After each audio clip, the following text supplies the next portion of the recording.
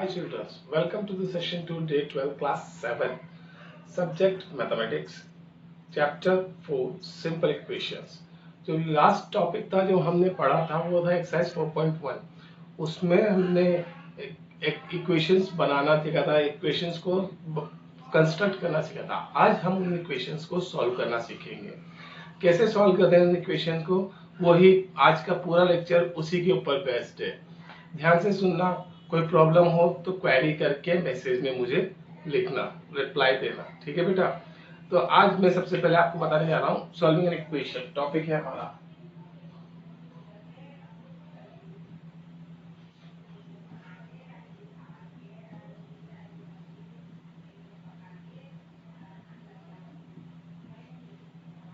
अब equation solve कैसे की जाती है उसके लिए सबसे पहले आपको मैं बताना चाहता हूँ कि इक्वेशन में आपको पता है लेफ्ट हैंड साइड और राइट हैंड साइड दोनों होते हैं। नाउ इन दोनों left hand side and right hand side को हम इक्वल करते हैं। इक्वल होता है इक्वेशन में, बीच में इनमें इक्वल होता है, तभी तो वो इक्वेशन होती है, अदरवाइज इक्वेशन नहीं होती। फॉर एग्जांपल मान लेते हैं हम कि भाई 12 इज इक्वल्स टू 12, नॉर्मल सी बात है। अब समवन सेज दैट, कोई कहता है कि इसमें कुछ और चेंजेस करते हैं और इसमें कुछ और चेंजेस करते हैं, बट चेंजेस ऐसे करेंगे कि जो उनका रिजल्ट आए वो वापस क्या आए, सेम। जैसे किसी ने कहा कि मैं लेफ्ट हैंड साइड लेता हूँ, LHS 12, इसमें से 5 माइनस कर देता हूँ, then what we got 7। RHS लिया मैंने, RHS में भी क्या है 12। अब उसने कहा नहीं, मैं इसमें से पहले 3 माइनस करूंगा, फिर जो आंसर आएगा उसमें से 2 माइनस करूंगा। देन व्हाट वी गॉट, पहले तो 12 minus 3 9, 9 minus 2 7। In this case यहां से हमें पता लग रहा है कि अगेन LHS और RHS आपस में क्या आ रहे हैं, बराबर आ रहे हैं। इसका मतलब जो हम ऑपरेशन कर जा रहे हैं, अगर दोनों साइड सेम ऑपरेशन कर रहे हैं, सेम चीज कर रहे हैं, तो वो अल्टर नहीं होती है, इफेक्टेड नहीं होती है। इट मींस अगर किसी इक्वेशन में एक लेफ्ट हैंड साइड के उधर जो कर रहे हो वही चीज आप राइट हैंड साइड पे करते हो तो आपकी इक्वेशन चेंज नहीं होती है, बदलती नहीं है। दैट मींस अगर मैं किसी भी इक्वेशन में एक साइड प्लस कराऊं तो दूसरी साइड भी प्लस, एक साइड माइनस कराऊं तो दूसरी साइड माइनस, एक साइड मल्टीप्लाई कर रहा हूं तो दूसरी साइड में मल्टीप्लाई, और एक साइड डिवाइड कर रहा हूं तो दूसरी साइड भी डिवाइड। ये एक साइड से दूसरी साइड से क्या मतलब है मेरा, एक साइड यानी लेफ्ट हैंड साइड और दूसरी साइड यानी राइट हैंड साइड। आई बात समझ में? अब इसको एक और एग्जांपल से हम समझ लेते हैं।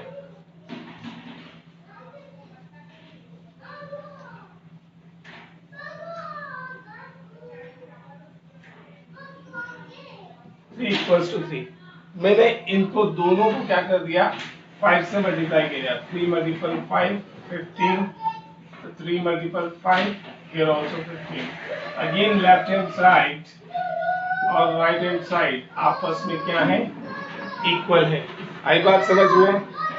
अभी तक मैंने आप लोगों को इक्वेशन सॉल्व करना नहीं सिखाया, अभी तक तो बस बेसिक मैंने बताया कि ऐसा होता है। अब मैं इक्वेशन सॉल्विंग पे जा रहा हूं। मैं एक इक्वेशन कंसीडर करूंगा, उसमें कुछ जो जो मैं करूंगा वो ध्यान से सुनना।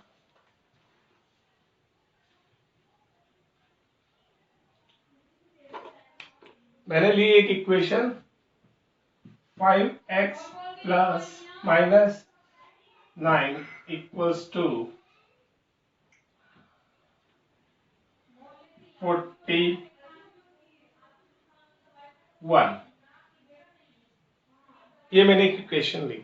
अब इस इक्वेशन को सॉल्व करना है। सॉल्व करने का मतलब क्या होता है बेटा, सॉल्व करने का मतलब ये होता है कि इसमें जो भी वेरिएबल है उस वेरिएबल को इंडिविजुअल अकेला छोड़ना है आपको, या अकेला करना है। अब कैसे करना है उसके दो तरीके। पहला तरीका मैं अभी सिखा रहा हूं, पहला तरीका सीखो, वो क्या है कि जो चीज आप लेफ्ट हैंड साइड पे करते हो वही राइट हैंड साइड पे करो, ठीक है। यानी सबसे पहले आप नंबर देखो, आपको यह दिख रहा है 5x माइनस 9। अब यहाँ 9 क्या आ रहा है, माइनस हो रहा है, तो अगर आप 9 प्लस कर दोगे दोनों तरफ तो यहां से 9 गायब हो जाएगा, क्योंकि 9 प्लस 9 माइनस 9 बिकम्स 0। यस, तो आप कहां करोगे, दोनों तरफ करोगे, लेफ्ट हैंड साइड भी करोगे और राइट हैंड साइड भी करोगे। अब क्या करोगे, add 9 to the both sides. कैसे, देखिए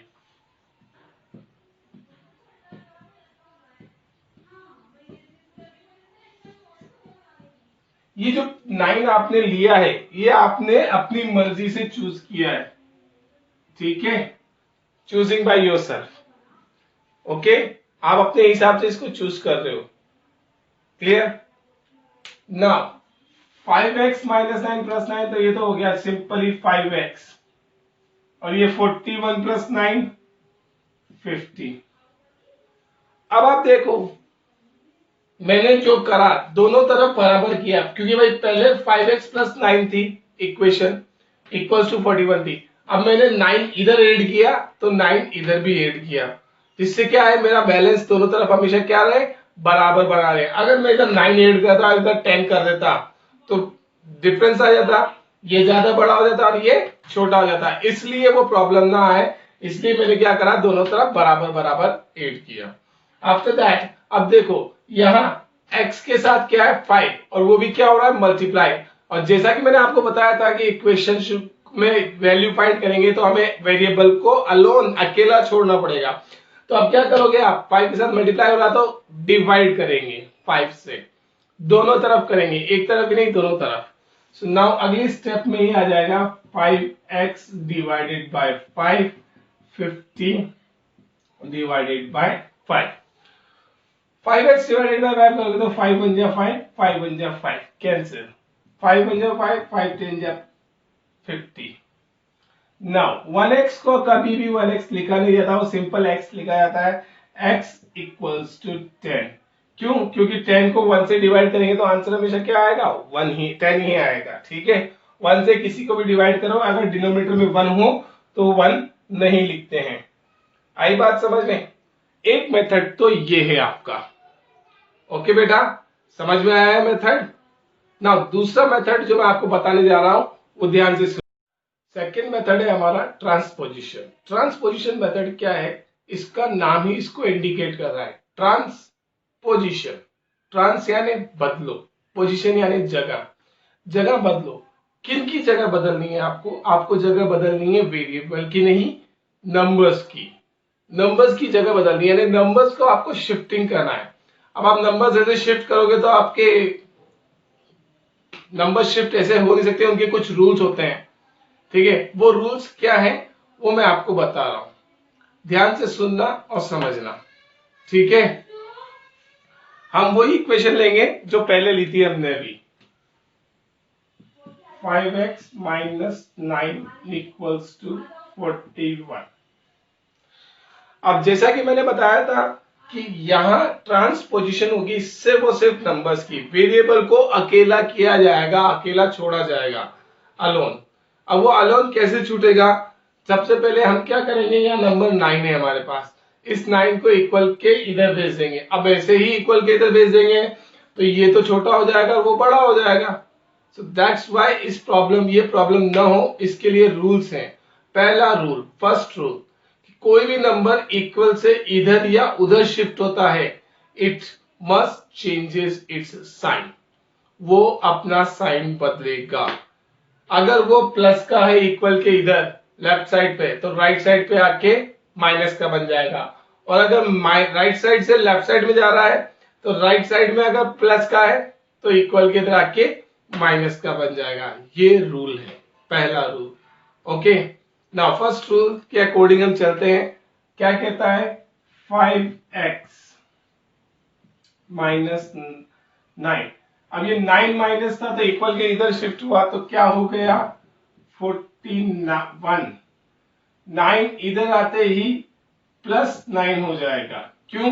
क्योंकि रूल कहता है कि नंबर जब भी इक्वल से इधर शिफ्ट होंगे तो क्या हो जाएंगे, उनके साइन चेंज, माइनस का प्लस बन जाएगा, प्लस का माइनस।